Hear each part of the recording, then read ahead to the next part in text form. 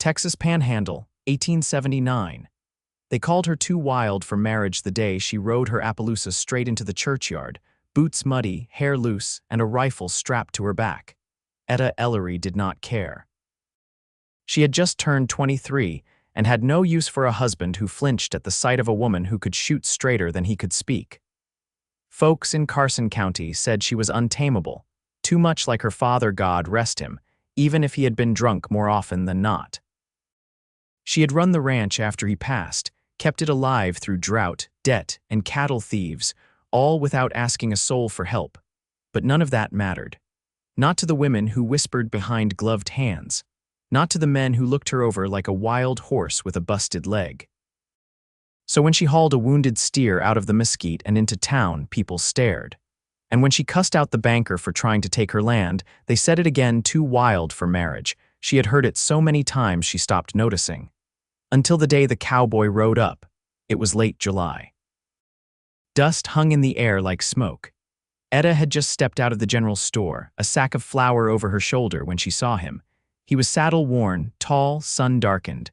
His shirt was rolled at the sleeves, arms roped with work. He had the kind of walk that said he had seen too much and kept walking anyway. His horse, a dun-colored stallion, waited quiet beside him, reins loose in his hand. She did not know his name yet, but he looked straight at her like he already knew hers. "You Etta Ellery," she stopped. "Depends who's asking. Name's Ashford Dane. Folks call me Ash." Still not an answer. He smiled, slow and sure. "I heard you were looking for a ranch hand. Thought I might be the one. I was not." "Well," he said, hitching his thumb at the horse, "maybe I am looking for a ranch." She should have said no. She had run the place alone since her father died. Hired men never lasted. Most could not take orders from a woman. Some tried to lay hands on her. One had tried worse, but there was something steady in Ash's voice, something that did not flinch when she met his eyes. She tilted her head. "You any good with sick calves and busted fences?" "I would not be standing here if I was not." Etta studied him. He did not fidget, did not blink. "Just waited. Fine, you show up tomorrow at sunup. If you are late, you are gone." "Sunup," Ash said, tipping his hat. "Would not miss it." He kept his word, came early, worked hard, never once questioned her orders. He fixed the broken gate without being asked. Patched the roof after a storm rolled through. And when Etta's mare colicked one night, he stayed up with her in the barn, rubbing her side until the worst passed. Still, she kept her distance. She had learned not to trust charm, not to lean on anyone. But one night, over a shared pot of beans under the back porch lantern, he asked her the one thing no one ever had. "What do you want, Etta? Not the ranch, you. What do you want?" She stared at her cup, thought about lying, but something about the way he said her name made her tell the truth. "I want to be seen, not as someone to fix or tame, just seen." Ash nodded slow. "Then I guess I am just the cowboy for the job." It might have ended there, quiet and simple, if not for the child. 2 days later, Ash was riding fence near the southern creek when he heard the sound, thin, ragged crying. He found the boy curled beneath the cottonwoods, barefoot, dirt-caked, no older than 6. Ash knelt beside him. "Easy now. What is your name?" The boy flinched. Whispered, "Finch. Where is your family?" Finch, the child's eyes filled. "Gone." Ash brought him back to the ranch. Etta met them on the porch, eyes narrowed. "You bring me astray." He was alone, Etta, no sign of anyone else. Etta knelt beside the boy, her voice gentled. "You hurt anywhere, Finch?" He shook his head. She stood. "Fine, he stays, but only until we find where he belongs." They never did. The next week, Etta and Ash rode to the nearest settlement. No one knew the boy, no one claimed him. And Finch never spoke of where he came from, only said he woke up and his mother was gone. Etta let him sleep in the old bunkhouse, gave him a blanket, and showed him how to feed the chickens. He followed her everywhere, quiet and wide-eyed. Ash taught him how to ride. Held the reins with him, laughing when Finch beamed. Weeks passed. Then months, people in town started whispering again, first about the boy, then about Etta, then about the cowboy who stayed. Still, Etta held back. She had built her walls high and deep, but Ash never pushed. Never asked for more than she could give. One night, after a long day branding calves, they sat on the porch. Finch was asleep inside. The stars were clean and sharp above. Ash leaned back, boots crossed. "You know, I never planned to stay anywhere." Etta looked over. "So why did you?" He turned his head slow, met her eyes. Because I saw you, day one, and I knew. Knew what? That you were the one for me, whether you knew it yet or not. Etta's breath caught, her hands stiffened on the mug. He stood, walked over, and crouched beside her.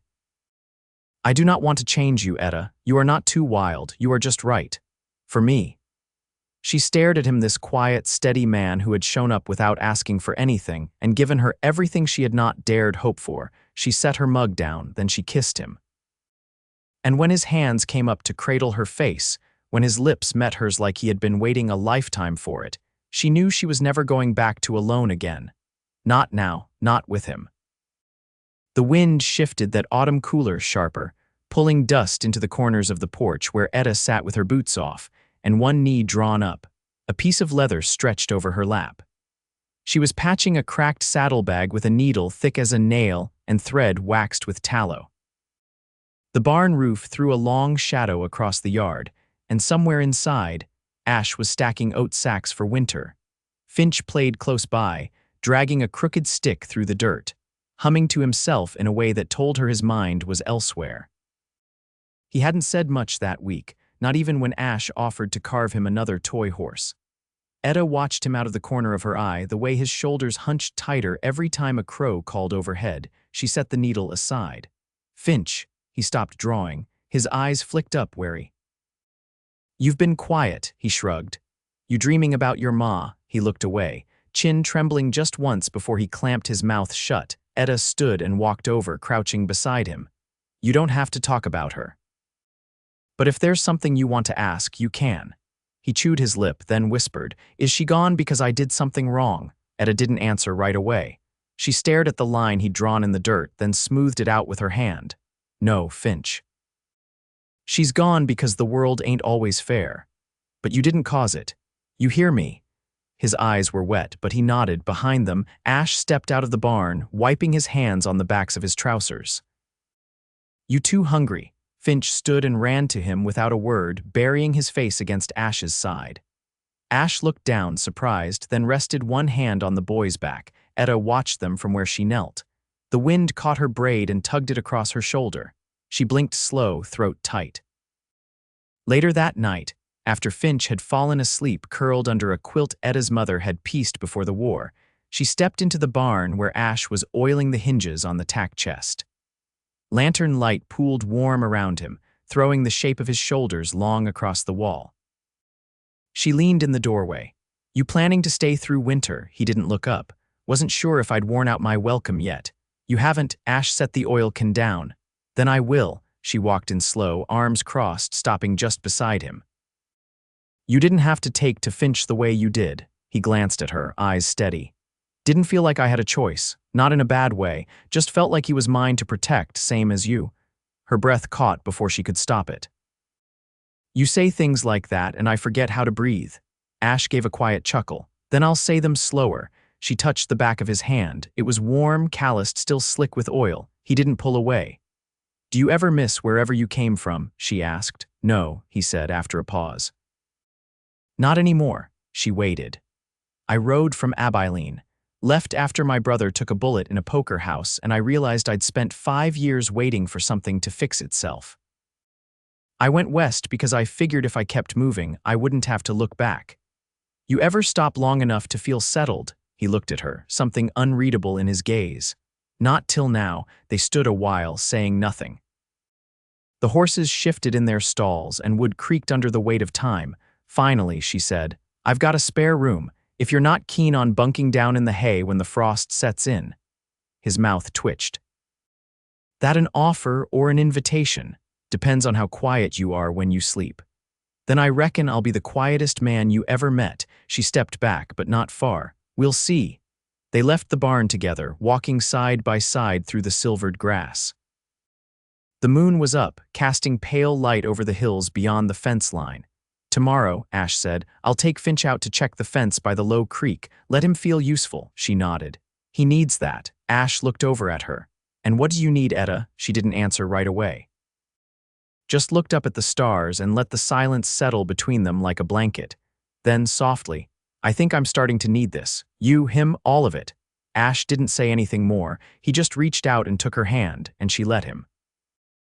Ash stood ankle-deep in creek water, sleeves rolled to his elbows as Finch shuffled along the bank, clutching a coil of wire almost too big for his arms.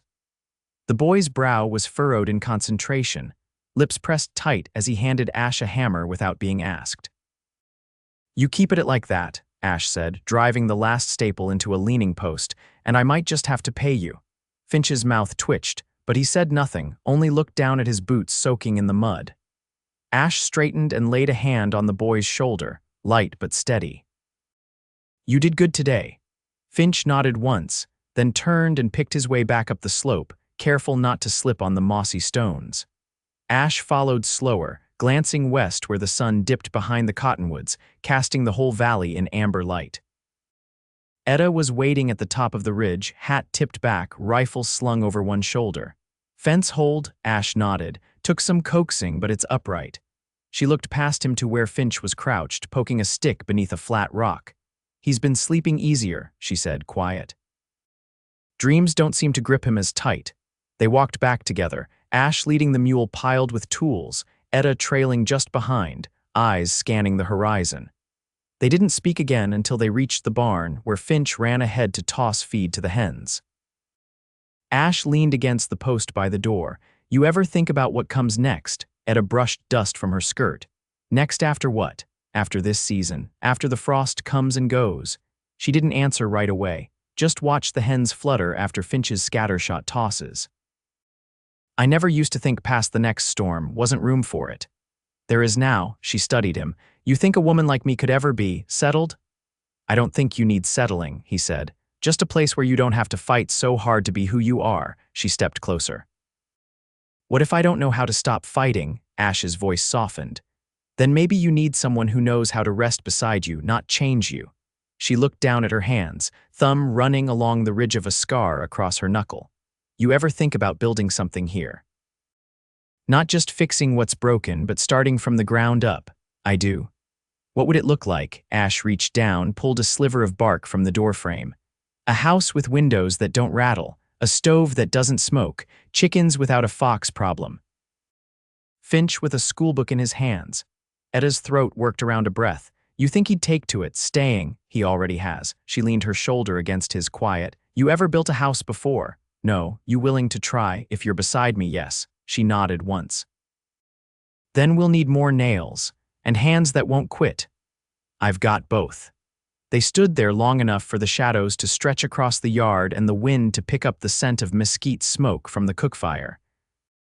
Finch waved from the porch, holding up a tin plate as if asking how long till supper. Etta stepped away and called out, "10 minutes if you're fast with the biscuits." He dashed inside. Ash watched her. "You trust me?" She met his gaze. "I do." He reached for her hand, rough fingers curling around hers. She didn't pull away.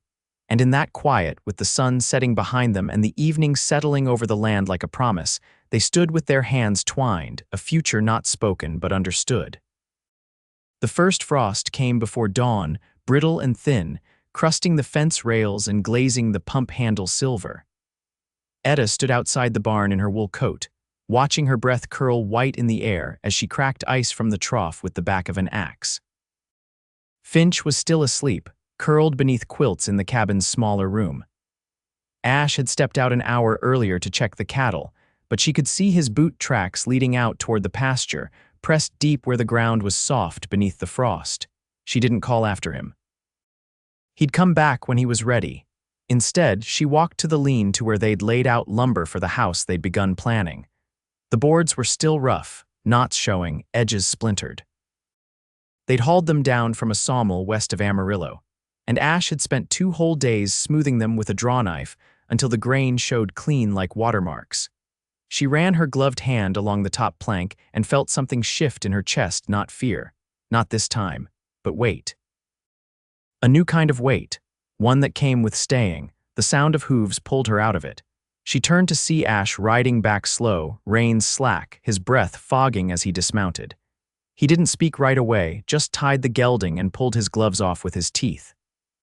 "2 calves wandered up near the bluff," he said, voice low from the cold. "Took some coaxing, but they're back." She stepped toward him. "You get any sleep?" "Enough." He looked at her then, and his gaze didn't carry the usual guardedness. It was open, steady, like something long held had settled. "I've been thinking," he said. She waited. "I can build fences, mend barns, and add numbers well enough to keep track of cattle, but I've never built something that meant I couldn't walk away from it." Etta crossed her arms, chin tipped. "You saying you're still thinking about leaving?" "No, I'm saying I want reasons not to." Her voice was quiet. "You already have them." Ash took a step closer, voice even lower. "Then I'd like to ask you something." Etta felt her heart thud once hard. "Go on." "I want to take your name."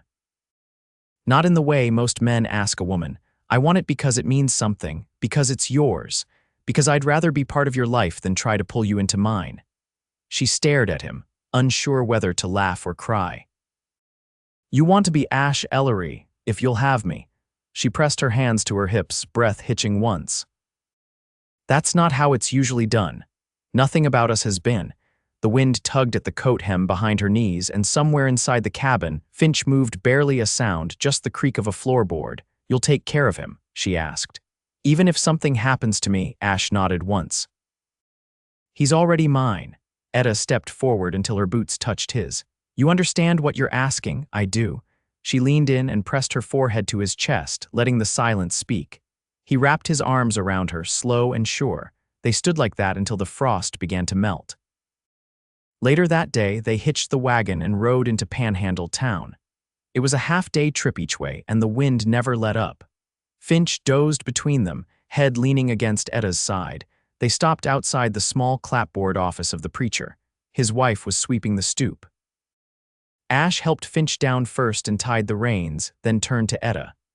"We doing this?" She nodded once. "We are." The preacher was surprised, but not speechless. He'd known Etta since she was a girl and had likely wagered with half the town that she'd never come knocking for vows. They spoke them quiet, in the room with the oil lamp burning low and Finch sitting at the edge of a wooden bench, legs swinging. There was no lace, no music, just the sound of Ash's voice steady and hers clear when she said his name. When it was done, the preacher's wife pressed a small sprig of dried lavender into Etta's palm. "Something to keep," she said. Etta tucked it in her coat pocket without a word. They rode home as the sun dropped low, ash gold over the prairie. Finch leaned against Ash now, and Etta's hand rested between them, fingers brushing his every time the wagon bumped. They reached the ranch in the dark. The firewood stack was low, and the chickens unsettled from a fox that had prowled too close. But the door was warm, the hearth already lit. Ash took off his coat and hung hers beside it. "You still want to build that house?" he asked. She looked around the cabin, the walls her father built, the floorboards she'd mended with old barn planks, the patched window where the wind still slipped through. "Yes," she said. "But not tonight." He smiled different from before. Not hopeful, not careful, just home. She reached for his hand behind them. Finch curled up on the pallet and pulled the quilt over his shoulder without a word. Etta closed the door against the wind. They had built something already. Not with nails or timber, but with hands that didn't let go. By mid-December, the wind changed. It no longer came with dust in its teeth, but with the promise of snow, heavy and low. Etta could feel it in her knees, in the way the smoke from the cabin chimney curled down instead of up. The land had gone quiet, the way it did when winter settled its weight over the plains. Even the cattle moved slower, their coats thickening, their eyes dulled with the season.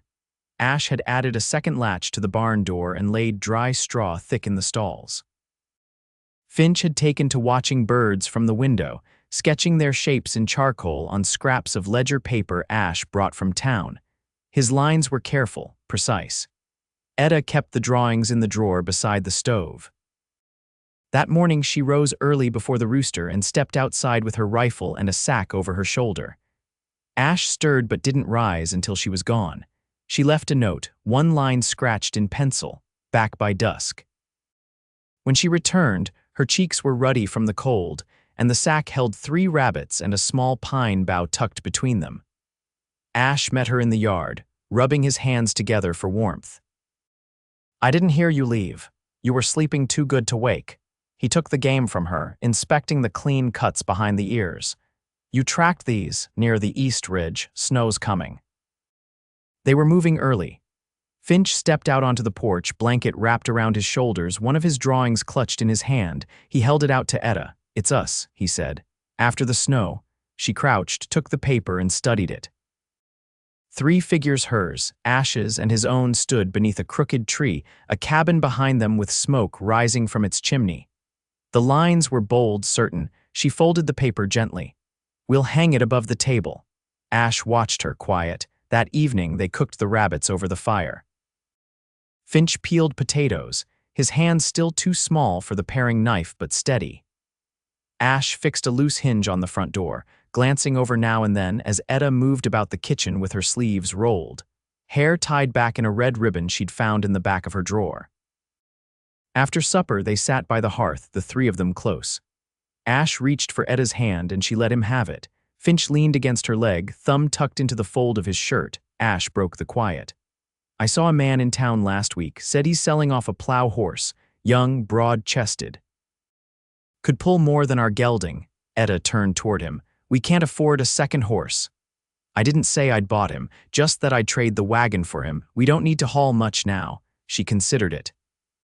"We'll need seed come spring. We'll have some saved if the winter's kind." Finch looked up. "Can I help plant?" Ash nodded. "You'll have your own row." They fell quiet again, listening to the stove tick as it cooled.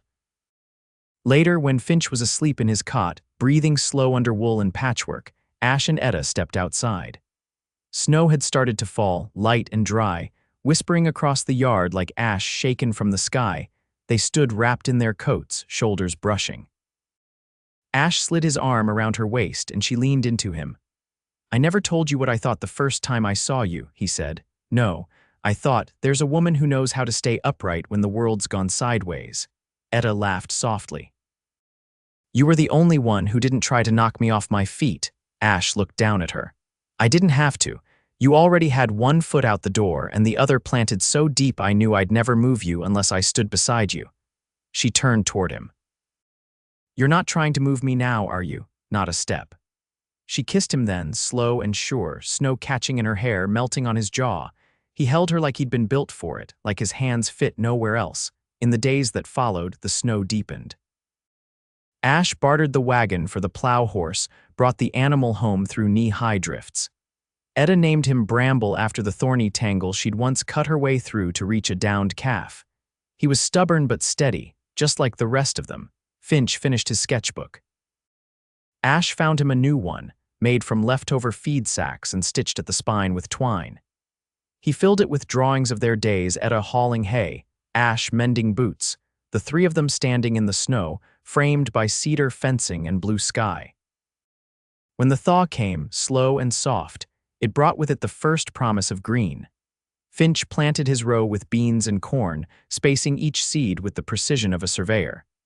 Ash built the frame of the new house with Etta beside him, hammering side by side in the long spring light. They moved in before summer, walls still smelling of fresh-cut pine. The cabin became a tack room, and the hearth where they'd first stood quiet and close now warmed their supper in the new kitchen. Finch's drawings lined the walls, each one a mark of the life they'd built. One evening, after the last nail had been driven and the shutters painted, Ash took Etta's hand and led her out to the porch. The sky was full of stars, bright and thick. He didn't say anything, he didn't have to. She laid her head on his shoulder. His arm came around her waist. And there, in the hush of a prairie night, steady and full, they stood together, the kind of still you only earn after years of noise. Not alone anymore, not ever again. Their home was built not just of cedar and pine, but of choice, of grit, of the kind of love that grows slow and deep and doesn't need proving. It lasted, and they were happy.